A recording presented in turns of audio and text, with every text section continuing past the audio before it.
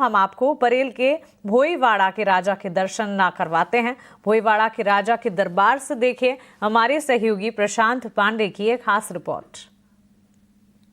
एक अलग परंपरा और खास तौर पे जब हम गणपति उत्सव की बात करते हैं तो मैं उस सबसे विशेष मंत्र के साथ इसकी शुरुआत करना चाहूँगा जो शायद हमारे घर घर में एक अलग तरह का वातावरण बनाती है।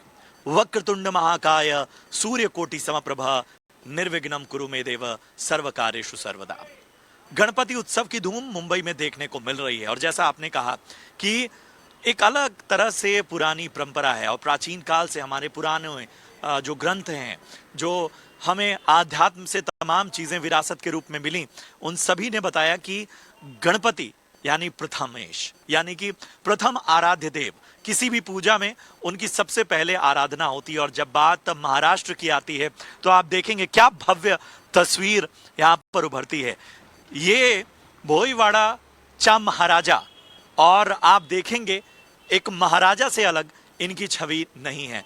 अद्भुत प्रतिमा, और आप देखेंगे कि किस तरह से इस मूर्ति के हर हिस्से में आपको एक अलग भाव देखने को मिलेगा।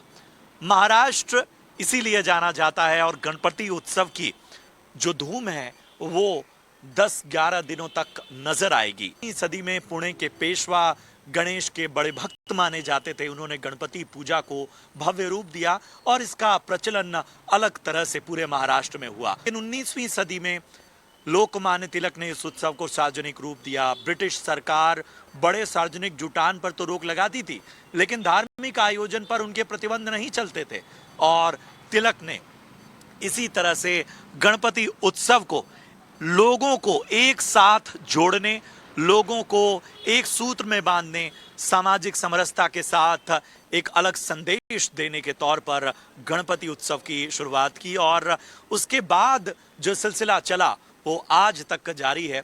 और मैं कहूँगा कि वाकई महाराष्ट्र के अलग अलग हिस्सों में, मुंबई के अलग अलग पंडालों में जब हम गणपति के अलग अलग प्रतिमाएं, उनके भाव और भक्तों का जो पूरा सैलाब है जब देखते हैं तो कहना होगा गणपति बप्पा मोरया, मंगल मूर्ति मोरया।